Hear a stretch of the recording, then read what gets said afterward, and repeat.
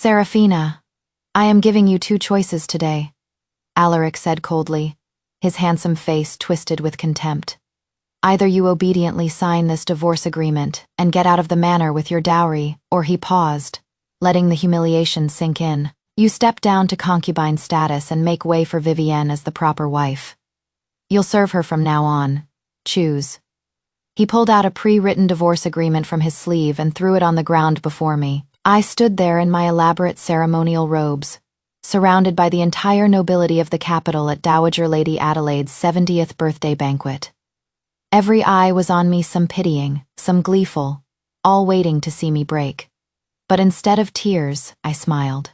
Slowly, deliberately, I reached for the scroll my maid held on a tray and unfurled it before the stunned crowd. 3 bold characters blazed across the top. Husband repudiation decree Alaric Thornwood, heir to the Duke of Thornwood guilty of infidelity, lacking in righteousness, morally corrupt, unworthy of his station. I, Serafina Vale, hereby publicly repudiate my husband. From this day forward we go our separate ways, you to your marriages, I to mine. We are nothing to each other. The hall erupted in chaos, but my revenge had only just begun. Hola, what do you think of our story? Your support is my motivation to keep updating. Feel free to click on the homepage to see more of the full story. Please make sure you are in a comfortable position. We'll begin the main story shortly. Leave a comment below and tell us which city you read our story in. 3 months earlier, the pieces were already falling into place. The Dowager Lady Adelaide's 70th birthday celebration was the social event of the season. The Thornwood Manor overflowed with guests, gold and jade ornaments glittering everywhere. Nobility from every corner of the realm gathered to pay respects. As the heir's wife, I wore an elaborate phoenix-embroidered robe, standing gracefully beside the Dowager Lady, receiving congratulations from the ladies of various noble houses with a perfectly practiced smile, the same smile I'd worn for 3 years since marrying into this family, playing the role of the perfect duchess-to-be. The sound of silk strings and bamboo flutes filled the air. Wine flowed freely. The banquet atmosphere reached its crescendo. Then the manor gates burst open again. An unseemly commotion erupted from the front courtyard. My brow furrowed slightly, but before I could inquire, I saw my husband Alaric Thornwood, heir to the Duke of Thornwood, stride in under the shocked gazes of all the guests. He wore moon-white brocade robes today, which made his jade-like complexion and handsome features even more striking, but he wasn't alone. His left hand held that of a woman in plain white dress, her face serene and delicate.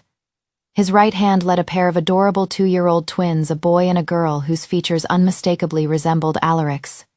The entire hall fell into dead silence. All eyes converged on us, curious, sympathetic, contemptuous, gleeful, every emotion imaginable. The Dowager Lady's face darkened instantly. She slammed her teacup heavily on the table. Alaric, what day is this? What are you doing? But Alaric didn't even glance at the Dowager. He walked straight toward me, pulling the woman and children along. His eyes were ice cold, devoid of any warmth a husband should show his wife, only condescending scrutiny and impatience. Serafina. His tone was as indifferent as water. Let me introduce you. This is Vivienne, and these are my children Cloud and Moonbeam. The woman called Vivienne immediately lowered her head timidly, the very picture of fragile helplessness. Her voice was barely above a whisper. Elder sister, Vivienne knows her place is humble. I dare not seek any title. I only wish to stay by the heir's side and bear children for the Thornwood family. As she spoke, her eyes reddened, as if she'd suffered some great injustice. Alaric immediately pulled her protectively behind him, his gaze knife sharp as it turned on me. Vivienne is gentle and kind, never demanding or competing. Unlike you, occupying the position of heir's wife for 3 years yet unable to produce even a single egg. The crude words drew suppressed laughter from around the room. My mother-in-law, Duchess Thornwood, finally found her moment to speak. She shrilled, Serafina, as the legitimate wife. You should be magnanimous. Now that Alaric has heirs, he is a hero to our Thornwood family. You mustn't display that jealous temperament of yours. A perfect duet, flawlessly coordinated. I stood quietly, watching this farce unfold, looking at Alaric's handsome yet cold face. My heart was utterly calm. I almost wanted to laugh. 3 years of false affection, all pretenses finally torn away in this moment. "Are you finished?" I asked coolly. My voice wasn't loud, yet it silenced all the noise. Alaric clearly hadn't expected this reaction from me. No tears, no accusations, calm as if watching a play that had nothing to do with me. He frowned, seemingly very dissatisfied with my response, and sneered. "Serafina, I am giving you 2 choices today. Either you obediently sign this divorce agreement, take your dowry, and get out of the manor," or he paused, contempt and humiliation pouring from his tone. "You step down to concubine status and make way for Vivienne as the proper wife. You'll serve her obediently from now on. Choose." He pulled a letter from his sleeve, clearly a pre-prepared divorce agreement, and threw it on the ground before me. All eyes focused on me, waiting to see how I'd collapse, how I'd lose all face in this carefully orchestrated humiliations.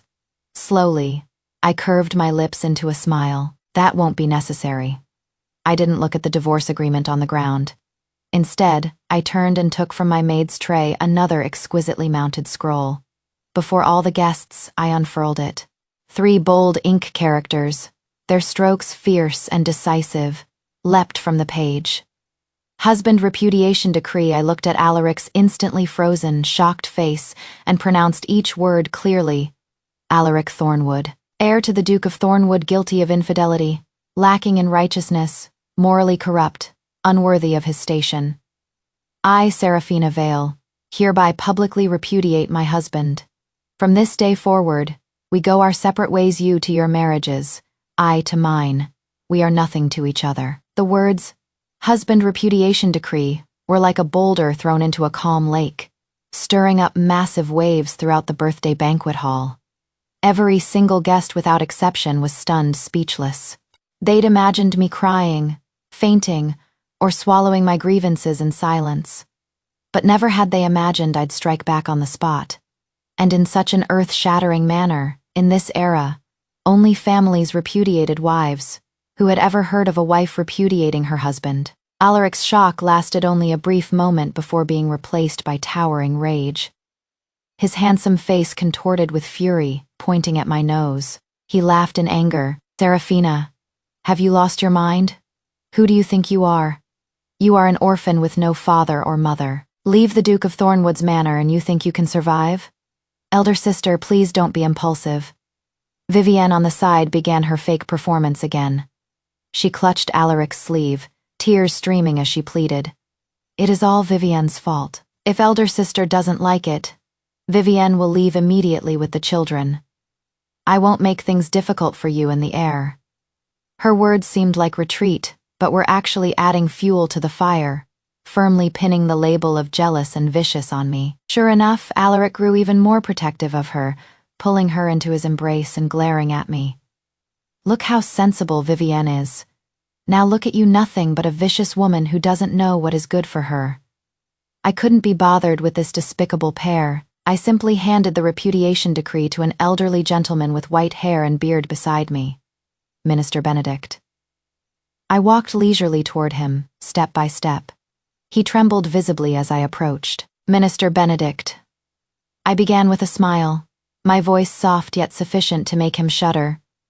"For the manner to invite such a distinguished guest to today's family banquet, truly, we're honored." Minister Benedict's face contorted into a smile uglier than crying, cold sweat beading on his forehead. "The Grand Marshal's daughter is too kind. This humble official has some connection with the Duke of Thornwood. For the Dowager Lady's birthday, it is only proper to come offer congratulations." "Oh, just some connection." I tilted my head with feigned confusion. The ledger in my hand rolled into a tube, gently tapping against my palm. I thought Minister Benedict had quite a close relationship with my former husband's family. "This humble official, I don't understand your meaning." Minister Benedict's eyes began darting evasively. "Don't understand?" The smile gradually faded from my face, my gaze sharpening. "Then let me remind you, Minister. 3 months ago, the Treasure Pavilion in the Western District received a suet white jade Guanyin statue from the previous dynasty, valued at 30,000 taels of gold. I heard the very next day someone purchased it and sent it to your residence. Did this happen? Minister Benedict's face turned deathly pale in an instant.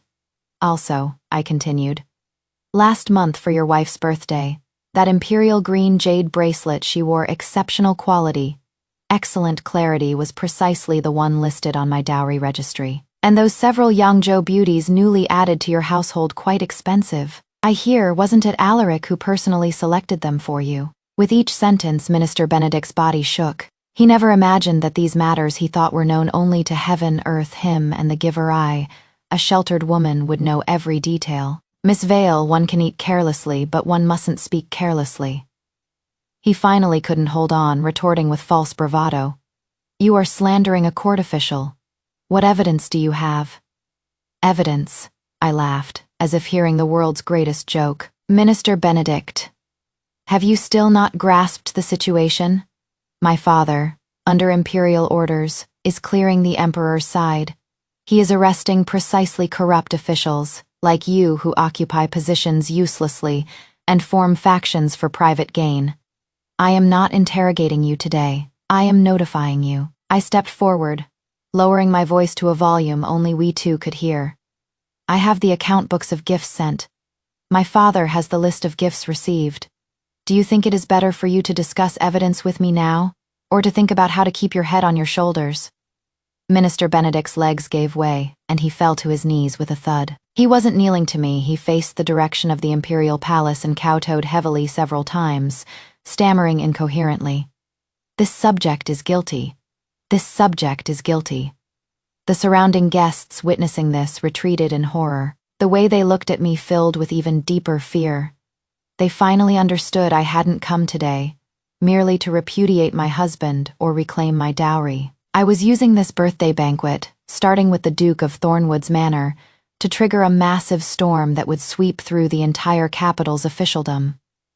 Alaric and his manor were merely the first head I was using as a sacrificial offering. Just then, Maximus approached me and reported in a low voice, "Young lady, someone has come from the palace."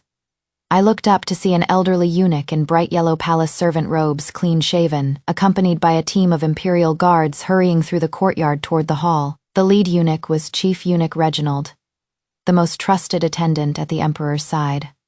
Upon entering, his sharp gaze swept the entire venue before finally settling on me, a complex smile forming. "Miss Seraphina."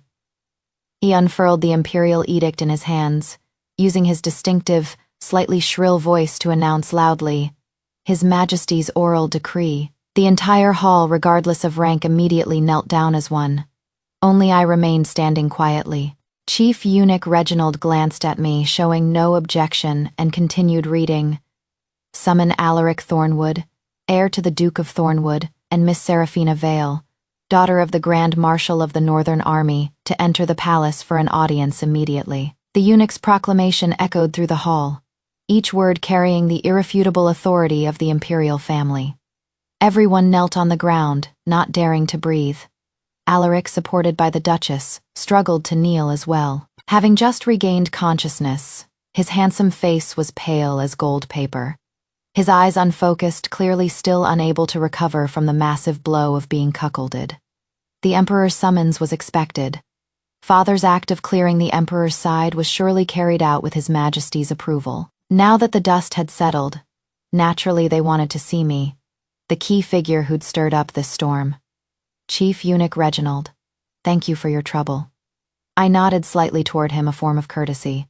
Chief Eunuch Reginald's face broke into a smile. "Far from minding my lack of proper etiquette," he responded courteously. "Miss Seraphina is too kind. His Majesty and Her Majesty both have you in their thoughts. As soon as the Grand Marshal secured the city, His Majesty immediately sent this old servant to fetch you." The Her Majesty he mentioned naturally referred to the current Empress, my aunt. "Miss Vale, please." Chief Eunuch Reginald made a gesture of invitation. "The carriage awaits outside the manor." I nodded, about to take a step when I heard a weak yet urgent cry. "Seraphina." It was Alaric. He knelt on the ground in utter disarray, looking up at me. Those eyes that once held only arrogance and disdain, now brimmed with regret, fear, and a hint of servile pleading. He seemed to be grasping at a final lifeline. Serafina, for the sake of our 3 years as husband and wife. You, husband and wife sentiment. I stopped, turned around to look at him, as if hearing the world's greatest joke. Alaric, you dare speak to me of sentiment. I walked back before him step by step, crouching down to meet his gaze at eye level. When my father died in battle, when the Vale family fell from grace, when I was confined to a remote villa, weeping daily, where were you?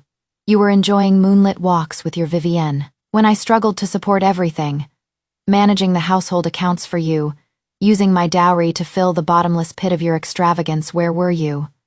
You were spending 1,000 gold pieces just to make a beauty smile. Just moments ago, when you brought your mistress and a pair of bastard children, humiliating me before all the civil and military officials, forcing me to yield my position as legitimate wife, did you consider even half a moment of our marital sentiment? My voice was soft, yet each word struck at his heart. And now you speak to me of sentiment? I reached out, gently patting his bloodless cheek with a motion full of deliberate insult. Too late. From the moment you chose to betray me, all that remained between us was enmity.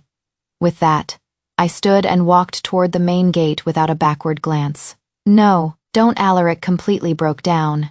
He tried to crawl over and grab my robe hem, but an imperial guard beside him kicked him away without ceremony. Bring the heir of the Duke of Thornwood. Chief Eunuch Reginald's shrill voice rang out, devoid of emotion. Immediately, 2 imperial guards stepped forward and dragged the mud-soft Alaric up like a dead dog, following behind me. I stepped through the manor gates outside. Everything had changed from when I arrived. The long street was filled with Northern Army soldiers in dark iron armor, 1 post every 3 steps.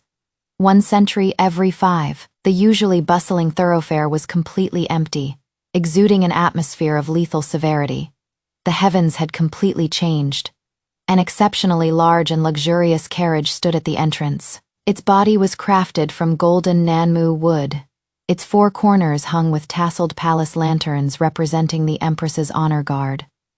This wasn't merely a summons, it was a show of favor. His Majesty and my aunt were announcing to the entire capital. Serafina Vale had returned. I boarded the carriage. The interior was already furnished with thick cushions, fragrant with calming sandalwood incense. Alaric was roughly thrown into a small prison cart behind. The wheels rolled, carrying us toward that majestic palace city symbolizing the pinnacle of power. I reclined against the cushions, closing my eyes. Everything that had happened at the manor today was merely an appetizer. The real battlefield lay within that resplendent golden palace. Father's clearing of the Emperor's side had inevitably disturbed countless people's interests.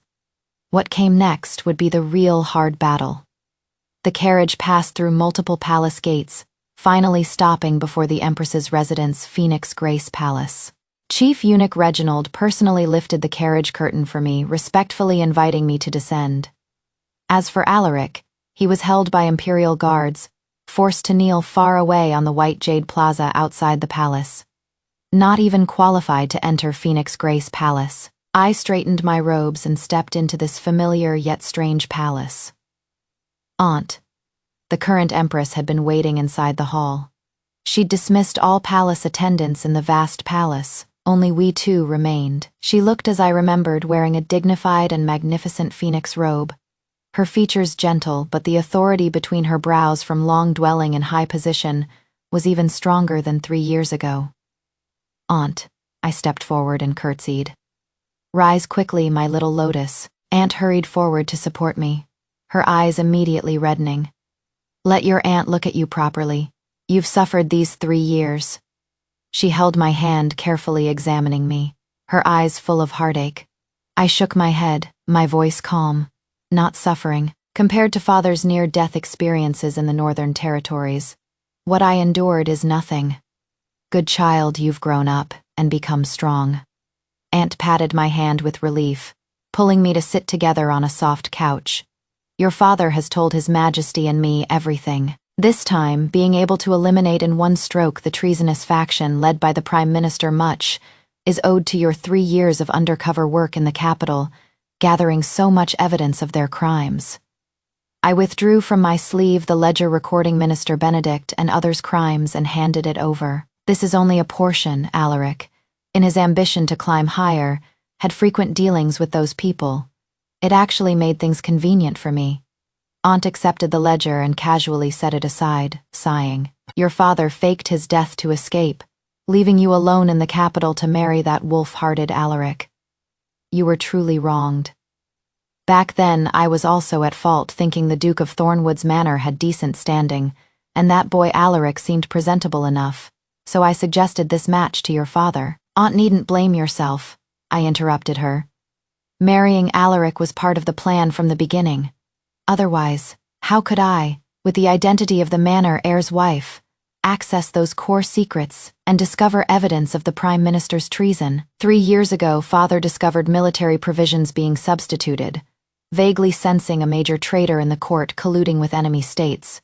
To avoid alerting the enemy, he conspired with His Majesty and Aunt to stage this elaborate fake death. He fled to the Northern Territories, secretly pursuing leads to the enemy state. Meanwhile, I remained in the capital, this vortex's center, as a discarded pawn, marrying into the Duke of Thornwood's manor, which had connections to the Prime Minister's faction, becoming Father's chess piece planted at the enemy's heart. This marriage was, from the very beginning, a complete and utter deception.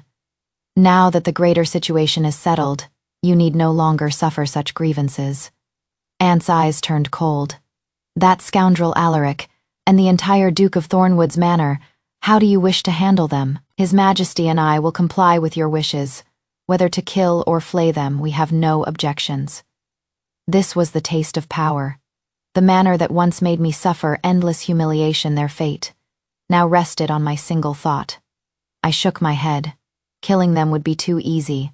I want them to suffer fates worse than death. I looked toward the figure kneeling under the scorching sun outside the hall, slowly saying, Aunt, I wish to request that you and His Majesty issue an edict. Speak. First, grant me divorce from Alaric. From henceforth, we marry separately, completely unrelated. Aunt nodded. That is natural. Second, my voice took on a cold, mocking edge. I want the Duke of Thornwood's manor to return my original Tenley red dowry procession doubled. Whatever they embezzled from me, they must disgorge twice over. If they cannot repay it, I paused, enunciating each word. Then let Alaric serve as a slave with his own body, entering the Vale household as servant and beast of burden until all debts are repaid. Let that heir who once stood so high above, who regarded me as grass, let him become my household slave. Let him look at me daily, yet never again be able to reach me. Let him use those hands that once knew only brush and ink to chop wood and carry water for me, doing the lowliest work. This was his best punishment. Aunt, hearing my words, first showed surprise, then understanding my intent, her eyes revealing approval. Excellent. Excellent enslavement through bodily debt. She clapped her hands in admiration, drawing from under the cauldron. A heart-piercing strategy. Little Lotus, you are truly your father's daughter. I'll go petition His Majesty to issue the edict immediately. The imperial edict came swiftly. Within an hour of my consultation with Aunt, Chief Eunuch Reginald personally led it back to the Duke of Thornwood's manor in grand procession.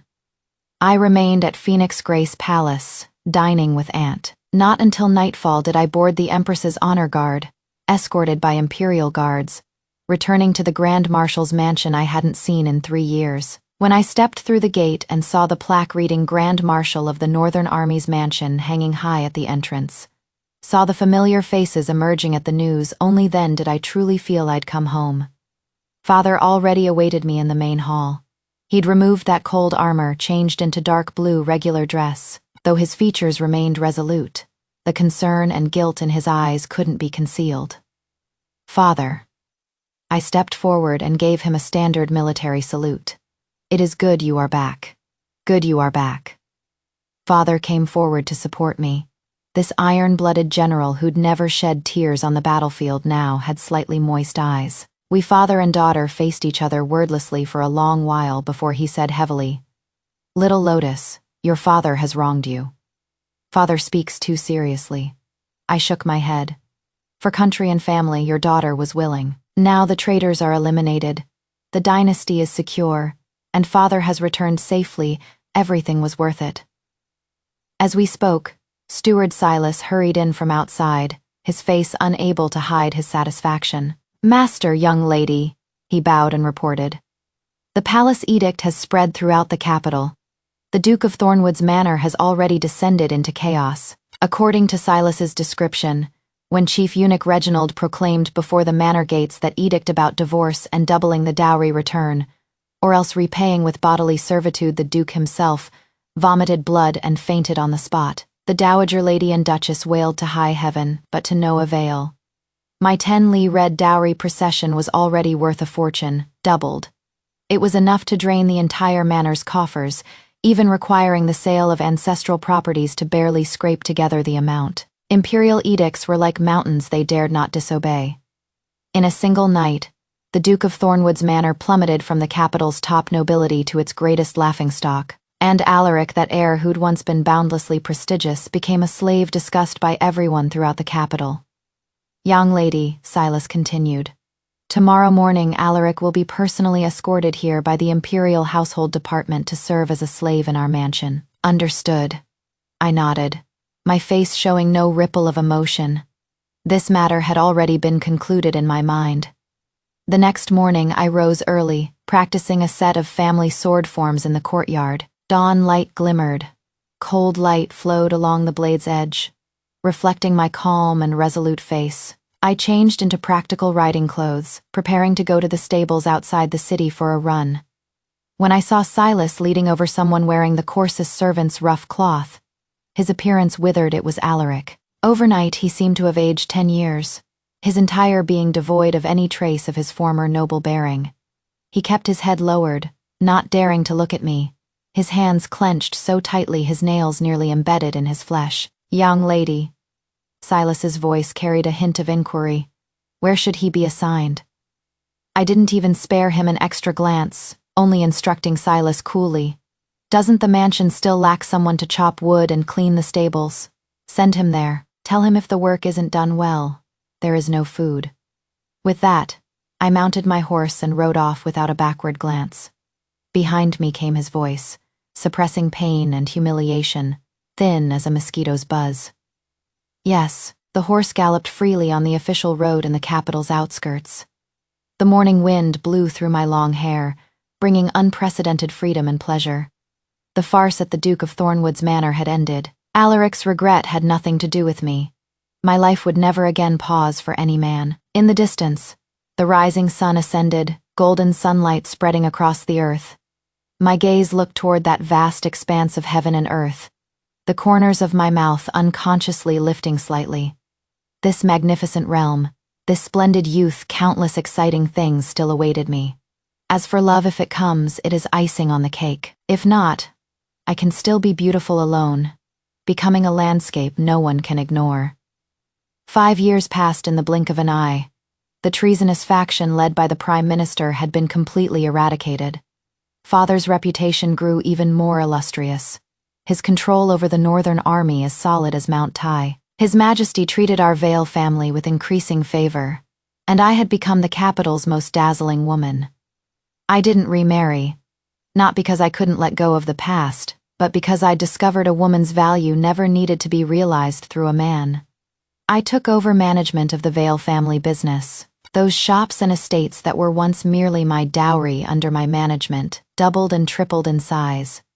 I even established the capital's first female merchant guild, giving countless women who'd been trapped in inner chambers the opportunity to be self-reliant. The emperor appreciated my talent and specially appointed me as a 5th-rank trade commissioner, responsible for the dynasty's commercial tax affairs, unprecedented for a woman.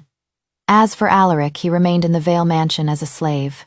These 5 years he split wood, cleaned stables, washed clothes, cooked meals, doing all the lowliest work from that proud heir. He'd become the most humble servant. I rarely saw him. Occasionally passing by the woodshed, I'd glimpse his hunched back, his hands covered in calluses and scars. He was only in his late 20s, yet looked like a man in his 40s or 50s. Sometimes he'd watch me from afar, me in brocade robes and fine attire, surrounded by attendants, discussing business with officials and nobles. His eyes held complex emotions, regret, pain, longing, and deep despair. But I never responded. To me, he was merely a laborer in the household, nothing more. Today was my 25th birthday. Father held a grand banquet, inviting half the capital's nobility. In the flower-filled garden, guests exchanged toasts, lively and festive. I wore a crimson riding outfit, no longer the constrained wife bound by rules, but a confident, radiant woman in full bloom. "Congratulations, Miss Vale." A young general in armor approached, raising his wine cup with a smile.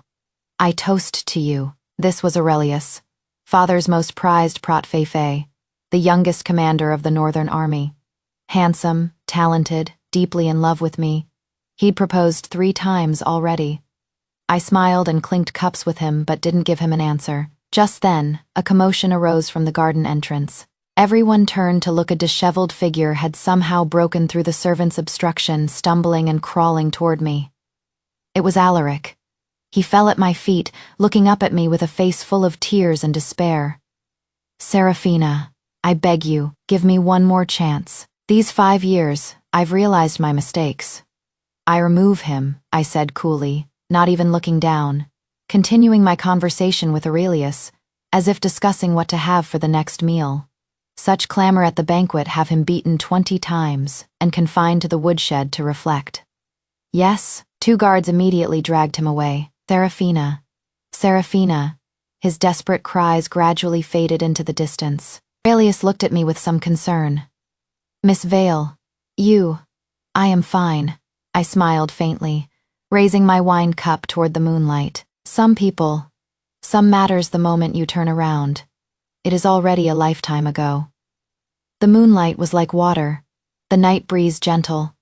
I stood in the garden full of flowers, my crimson robes like fire, brilliant as the blazing sun. I was Serafina Vale, the Grand Marshal's daughter, the woman who'd crawled back from hell, the legend of this era. And those who'd hurt me could only spend the rest of their lives in regret and pain, forever unable to reach me again. This was my revenge, letting him live, letting him watch me brilliantly successful yet forever unattainable, letting him spend each remaining day in self-inflicted torment.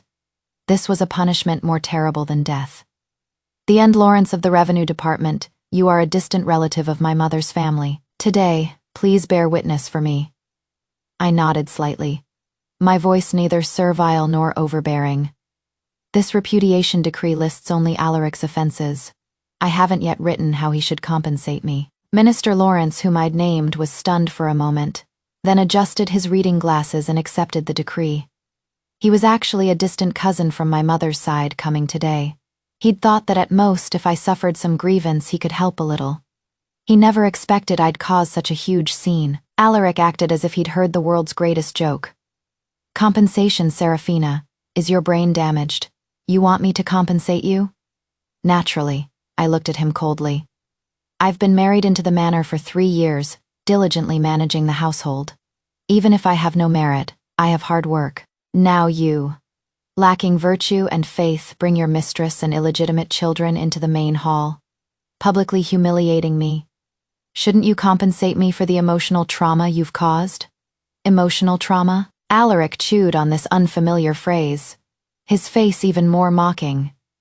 "This heir gave you the honor of being the heir's wife, provided you with fine clothes and food. What more compensation do you want?" "The compensation I want is very simple." I turned toward the hall entrance and called out, "Summonin, bring up the account books." As soon as I spoke, 4 well-dressed shopkeepers entered carrying thick ledgers, bowing respectfully to me.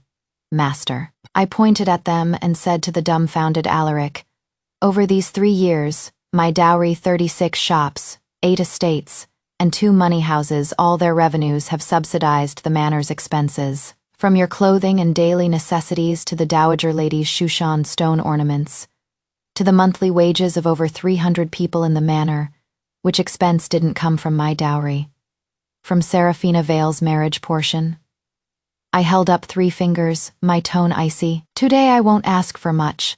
The total revenue from these 3 years, minus the manor's expenses, every bit of remaining profit. I want the Duke of Thornwood's manor to return to me. Not 1 copper less."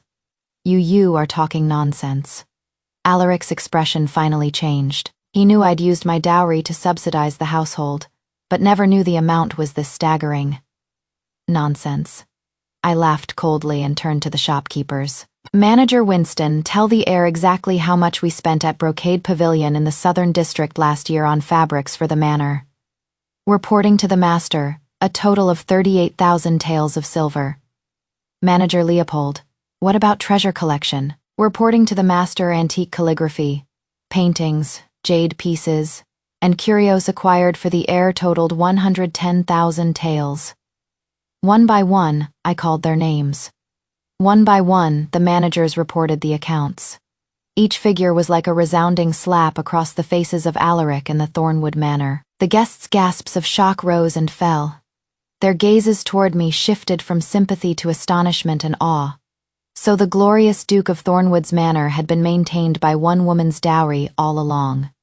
Cold sweat broke out on Alaric's forehead. He finally realized I wasn't joking.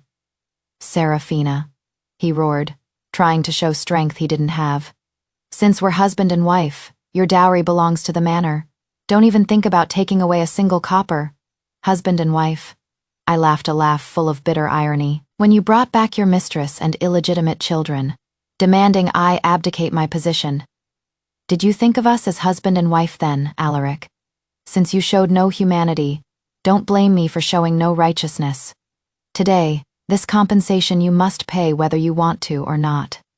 My words were decisive and final. Alaric was so blocked he couldn't say a word, his handsome face turning the color of liver. He probably never imagined that the wife who'd always been gentle and respectful before him, who treated him like the sky itself, would suddenly bear such sharp claws. This is rebellion, absolute rebellion. The dowager lady who'd been silent until now finally couldn't restrain herself. She struck her dragon-headed cane heavily on the ground with a dull thud. She stared at me with cloudy yet shrewd eyes. "Serafina, don't forget your dowry registry exists in duplicate. One copy is with you, but the other is locked in our manor's treasury. Without the manor's official seal, who dares touch your assets?" This was the final threat, using seniority and the manor's power to forcibly withhold my property. "The dowager lady is quite right," I said, not angry at all, instead revealing a knowing smile. "That is precisely why I brought it with me today." I nodded to my personal maid, Moonlight. She immediately understood, taking from another maid a rosewood box. Opening it, she didn't retrieve a thin sheet of paper but rather an unfurled scroll several jong long, mounted on bright yellow brocade. "Unfold it," I commanded softly. Moonlight and another maid walked to the center of the hall and slowly opened the scroll. An incredibly detailed illustrated dowry map appeared before everyone. Not only did it list in neat small script the name, location, area, and estimated value of every field, shop, and estate, but it also included precise illustrations beside each entry. More than half the shops on the capital's most prosperous Vermilion Bird Avenue were circled in vermilion ink, marked Vale Family Dowry beside them. The most fertile fields in the suburbs bore the Vale family's private seal, plot after plot. Even shares in several important trade routes to the south included my fleet and escort agency holdings. This was no longer a dowry list, this was clearly a treasure map of gold and silver mountains. The entire hall filled only with gasps of shock. This is impossible," Duchess Thornwood murmured, her face pale as paper.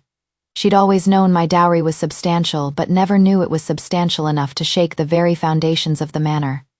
Alaric staggered back a step, staring fixedly at the map as if trying to bore a hole through it. Only now did he realize in horror that the manor he was so proud of, the confidence behind his extravagant spending, had all been built upon the wealth of this woman he discarded like trash. "Simone." I stopped looking at them, my voice suddenly turning cold, full of unquestionable authority. "Relay my command, effective immediately. Seal all properties under my name. Freeze all accounts, count all personnel. Any establishment bearing the Vale name close its doors and await my further instructions."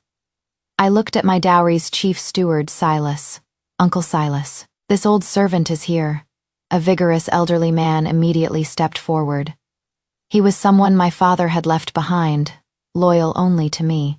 Take our people and go to the treasury immediately. I removed a string of keys from my waist and tossed them to him. These are the master keys to all dowry property warehouses. Count everything, item by item. Move everything out. My belongings, not even a needle. Not even a thread shall remain in this filthy place called the Duke of Thornwood's Manor. Yes, my lady. Silas caught the keys, and with a team of sturdy guards who'd been waiting outside, headed straight toward the rear courtyard treasury. Stop, who dares? Alaric finally reacted, shouting sternly. Without my orders, who dares cause trouble in the manor? The dowager lady also trembled with rage. Stop them! Stop them all! This is rebellion! Absolute rebellion! The manor servants and guards moved at their call, instantly surrounding Silas and the others. The atmosphere grew tense as drawn swords. Seeing this, Alaric's confidence returned somewhat. He walked up to me, his face showing a hint of savage satisfaction. Seraphina, I advise you not to refuse a toast only to be forced to drink a forfeit. In this manner, I make the decisions. Your dowry, you won't take a single item today. He thought using force would make me yield. He looked at that face, so certain of victory, and suddenly felt somewhat pitiful toward him. I slowly raised my head, my gaze traveling past him toward the manor's vermilion-painted heavy gates, my lips curving into an extremely faint, mocking smile. The timing is about right. Just as the manor guards and my servants faced off, as Alaric thought he controlled everything. From outside the manor gates came the sound of orderly military footsteps, iron boots striking stone. The sound was heavy and powerful, each step seeming to strike directly on people's hearts, carrying a suffocating pressure. Then, a voice full of vigor, with a metallic quality, rang throughout the front courtyard, piercing the banquet hall's chaos.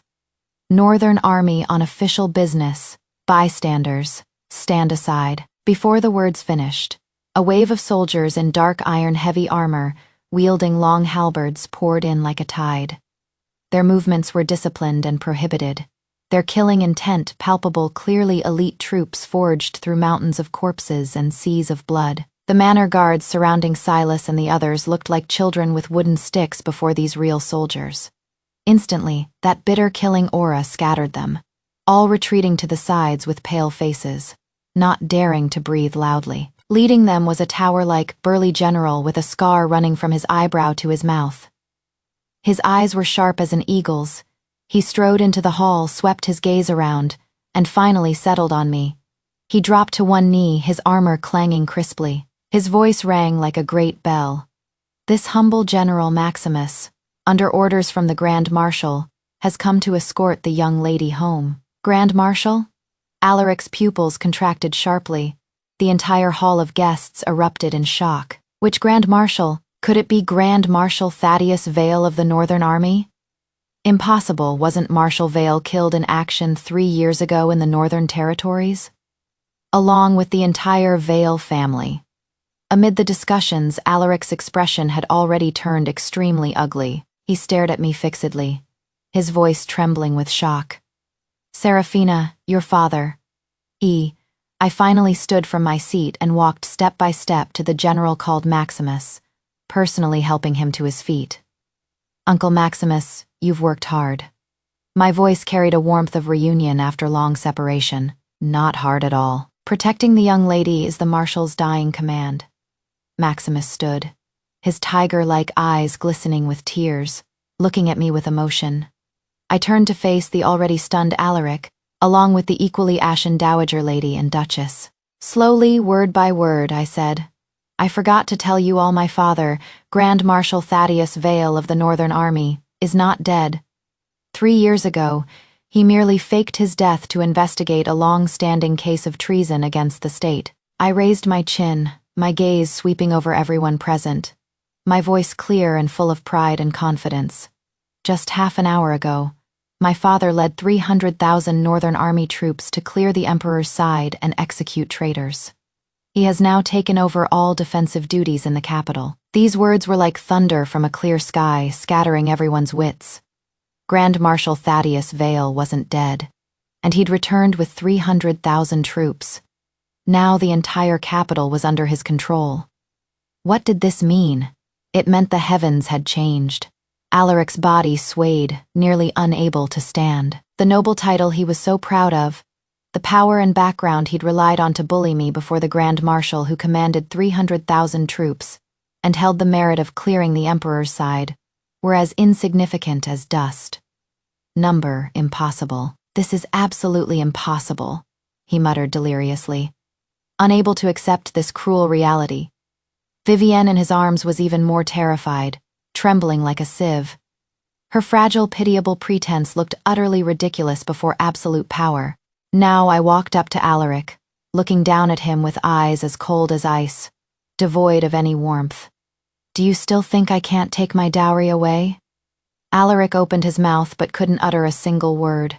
Cold sweat slid down his temples. For the first time, his gaze toward me was filled with fear. I paid him no more attention, turning to Maximus to give orders. Uncle Maximus, arrest those twins and that woman. By your command. Maximus waved his hand. Immediately, 2 soldiers stepped forward and roughly dragged the crying children away from Vivienne. 2 more soldiers dragged the already collapsed Vivienne out like a dead dog. No, no, my lord. Save me. Save me. Vivienne's shrieks were piercing. Alaric instinctively wanted to step forward but was frozen in place by Maximus's icy glare, unable to move. I walked before those 2 children and crouched down. They looked at me with eyes full of fear and unfamiliarity. I reached out and gently removed from their necks 2 jade longevity lock pendants of excellent quality. These 2 jade pieces belong to my Vale family, I said coolly. They're not worthy to wear them. Now then, let's continue. I held the 2 jade pendants in my hand, their cool touch seemingly able to calm the last ripple in my heart. These were relics my mother had left behind a pair. Back then, I'd naively thought if Alaric and I had children, I'd give them these to wear. I never imagined they'd end up around these bastards' necks. What else do you want to do? Alaric looked at my actions, a trace of fear he himself hadn't detected in his voice. I didn't answer him. Instead, I stood and fixed my gaze on Vivienne, who was being held down by soldiers, trembling on the ground. Her plain white dress was already covered in dust, her hair disheveled where was even half of her former delicate and lovely appearance. She looked at me, her eyes full of terror and pleading. Elder sister, no, Miss Vale, daughter of the Grand Marshal. Please, I beg you, spare me, she cried, tears and snot, incoherent. It is all my fault. I was possessed. I seduced the heir. None of this has anything to do with him. The children are innocent, please spare them. Even at this point, she didn't forget to exonerate Alaric, trying to stage a melodrama of true love above all. Unfortunately, I was no longer the fool from 3 years ago who'd be moved by such performances. Your children, I laughed coldly, walking before her and using my shoe tip to gently lift her chin, forcing her to look at me. Are you certain they're Alaric's children? As these words fell, the entire hall was shocked. Alaric jerked his head up, looking at me in disbelief, then roared. Seraphina, don't slander people. If Cloud and Moonbeam aren't my children, could they be yours? He thought this was my frantic defamation. Of course they're not mine. I released my foot and unhurriedly withdrew another folded paper from my sleeve, tapping it lightly with my fingertips. However, regarding who their biological father is, I have an interesting record here. My gaze turned to a man in the corner of the hall who'd long since turned pale with fear, nearly trying to shrink into the pillar, the stable hand of the Duke of Thornwood's manor. Jacob. Raised my voice, clearly pronouncing this name. Shouldn't you come out and say a few words? A man in coarse cloth work, clothes fell to his knees with a thud, trembling like leaves in autumn wind. Alaric followed my gaze, his face instantly turning iron blue. A lowly stable hand, Seraphina. To humiliate me, you truly stop at nothing. I am not humiliating you. I handed the paper to Maximus. Uncle Maximus, read this aloud for everyone. These are pulse diagnosis records my people found at a private medical clinic in the Western District. Maximus took the paper and read loudly. Autumn of the 3rd year of Jingtai era, patient Lin Vivienne, having engaged in illicit relations, became pregnant. Her paramour was Jacob's stable hand at the Duke of Thornwood's manor. Fearing discovery, the two sought medical assistance to commit wrongdoing. Maximus's voice boomed, each word like a heavy hammer pounding everyone's hearts. The records not only documented when Vivienne became pregnant, but even included dialogue between her and the stable hand Jacob, how they conspired to pin this child on Alaric, who was often out socializing and frequently returned home drunk. The physician, fearing trouble, had written everything down clearly. No, that is not true. This is forged. This is slander. Vivienne shrieked hysterically. She crawled madly toward Alaric, trying to grab his robe hem. My lord, you must believe me, they're your children. Look at their features, they look so much like you. However, at this moment, Alaric's face had long since lost all color. He wasn't stupid. He recalled how Vivienne had accidentally appeared at his villa when he was drunk, recalled the timing of her pregnancy. Looking again at those twins' features he'd originally thought resembled his own, under everyone's strange gazes, examining them more carefully now. The more he looked, the less alike they seemed. Instead, they bore some resemblance to that kneeling stable hand. So his prized accomplishment, the airs he'd used to humiliate me, were actually a stable hand's bastards. Like a fool, he'd treasured a slave's children, even brought them to the dowager lady's birthday banquet, and in front of all the nobility, given his legitimate wife the greatest humiliation possible. PFF'd, a mouthful of fresh blood suddenly spurted from Alaric's mouth. He swayed and fell straight backward. Alaric. Duchess Thornwood let out a piercing shriek and rushed over. The entire birthday banquet had completely devolved into a spectacular farce. I watched all this with cold eyes, watching that man suffer the backlash he deserved. And my counterattack had only just begun. Alaric's collapse pushed the manor's chaos to its peak. Duchess Thornwood held him, wailing. The dowager lady trembled with rage, pointing at me, her lips quivering but unable to curse out a single word. The hall full of guests were like a flock of startled quails, shrinking in corners, wishing they could disappear on the spot. I looked coldly at this farce of chickens, flying and dogs jumping, my heart without the slightest ripple. This was just the beginning. I handed the 2 jade pendants removed from those bastards to Moonlight beside me, instructing, "Take these, clean them thoroughly with strong liquor, then fumigate them with wormwood, dispel the bad luck." My voice wasn't loud yet. It clearly carried throughout the entire hall, like dropping a cold stone into this chaos. Duchess Thornwood's crying halted. She jerked her head up, looking at me with poisonous eyes.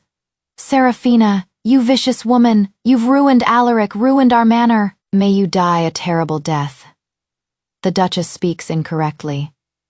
I slowly walked before her, looking down. What ruined Alaric wasn't me, it was you yourself. You failed to raise your son properly, indulging him in favoring concubines and destroying wives. You failed to judge character, treating a servant's offspring as the manor's legitimate grandson. You should be grateful now, thankful. I exposed this today. Otherwise, the Duke of Thornwood's future title might have fallen to a stable hand's son. Duchess Thornwood was struck speechless by my words, her well-maintained face turning purple-red. I paid her no more attention, turning to face another key figure, the dowager lady. I walked before the old lady who sat collapsed in the seat of honor, looking lost. "You said earlier that the other copy of my dowry registry was locked in the manor treasury, correct?" Panic flashed through the dowager lady's cloudy eyes. She made no sound. "Uncle Silas," I raised my voice. "Did you find that dowry registry in the treasury?" Silas was just returning from the rear courtyard with people. Behind him, servants carried several chests already filled with gold and silver vessels. He stepped forward and bowed. "Reporting to my lady," this old servant turned the treasury upside down. "Forget your dowry registry, even some rare books and imperial tribute items from your dowry have disappeared without a trace." "Oh," I feigned surprise, raising an eyebrow. "How strange. The manor is so heavily guarded, how could things disappear?" "Dowager lady, what do you say?" The dowager lady's expression grew increasingly ugly, her eyes evasive, not daring to meet mine. I smiled lightly and pulled another ledger from my sleeve, the record of the manor's storage entries and withdrawals over 3 years. This was a backup I'd secretly copied while managing the household. Since we can't find them in the treasury, let's look at the ledgers.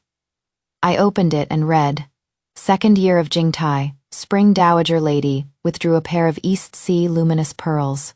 Same year, Summer, Duchess withdrew a blood, jade coral branch. Same year, Autumn, Alaric withdrew an authentic piece of Wang Shiji's, clearing after sudden snow calligraphy.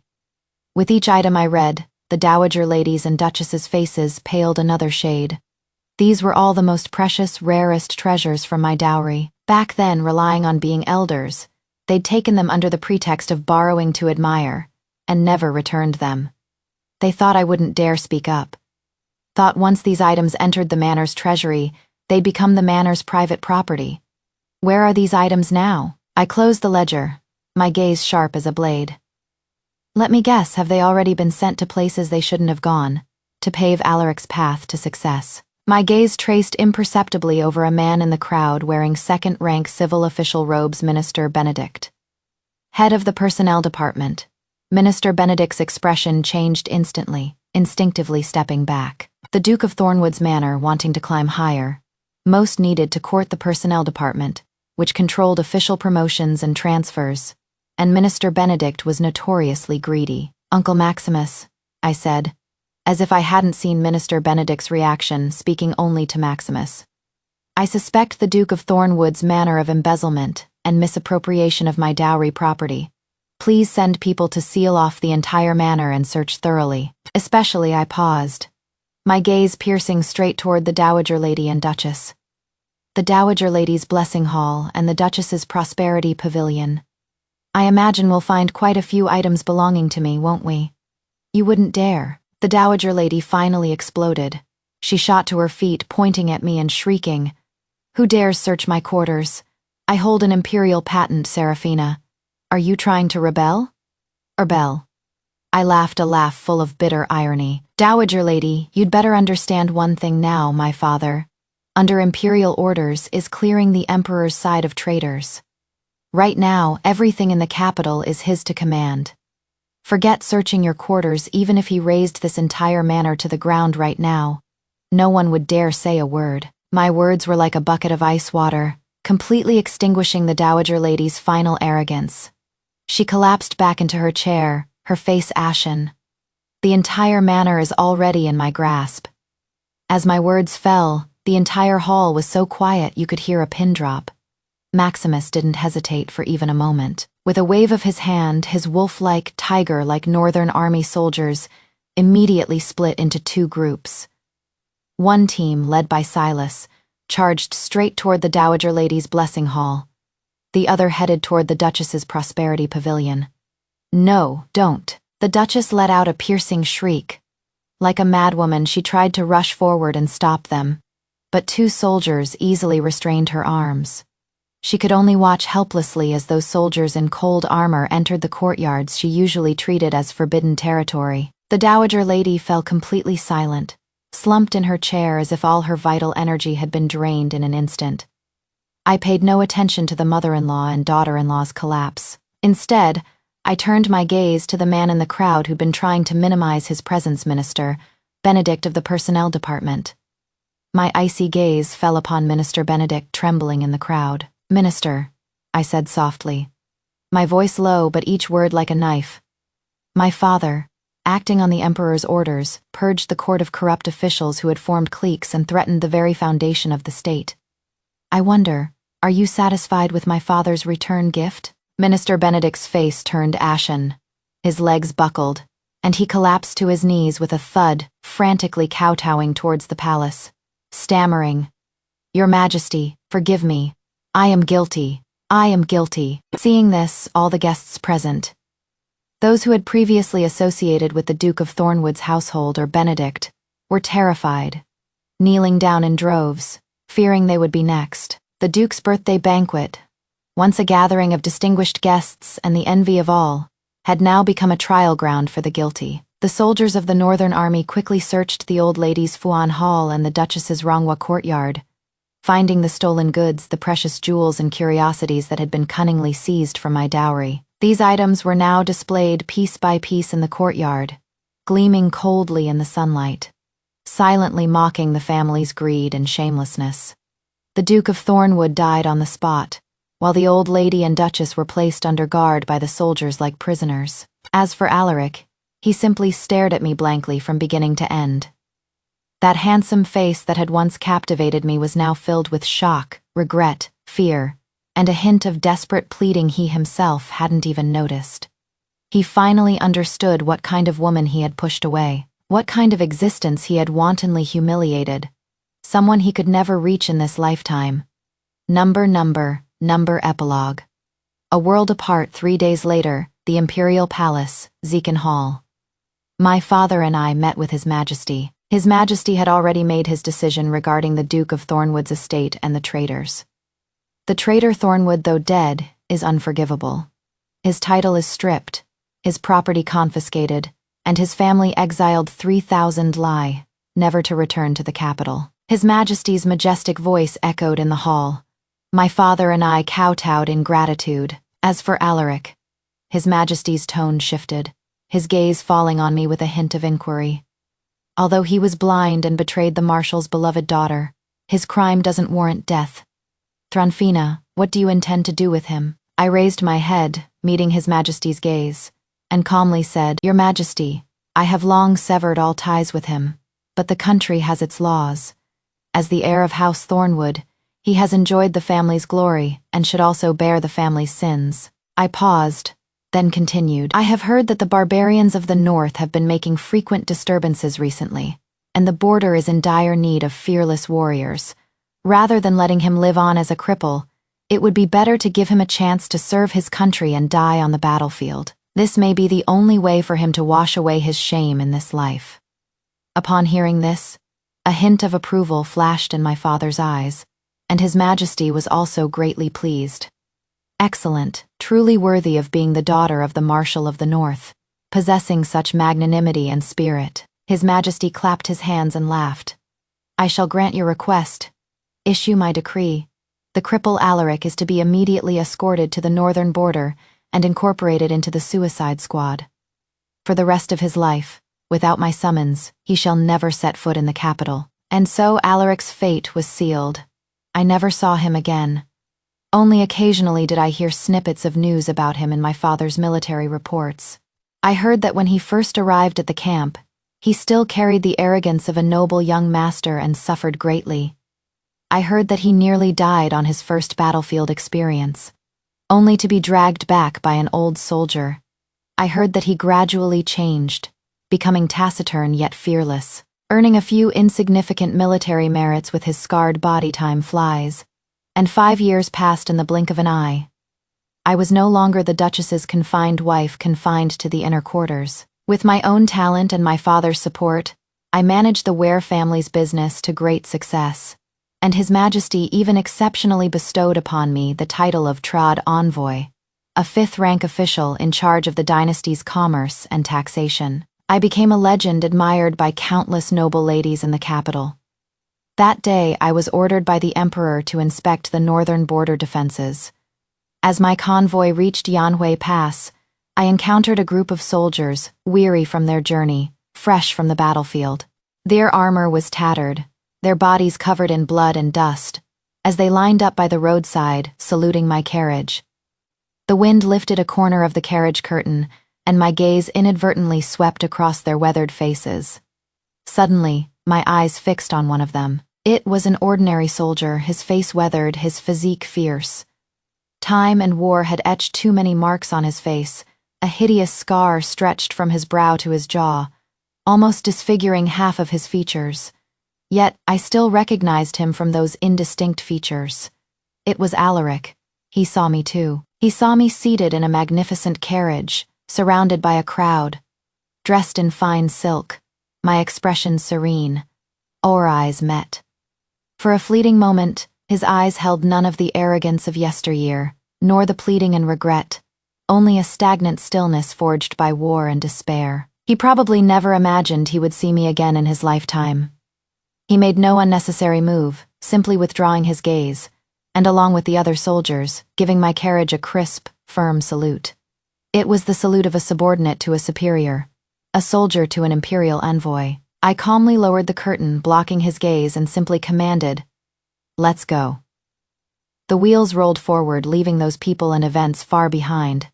Between us, a world of difference had already separated us, and there was no longer any possibility. He spent the rest of his life atoning for his sins in blood and fire, while I will live forever under the bright sunshine. The road ahead is long, but the sun shines brightly. My legend has only just begun. The end.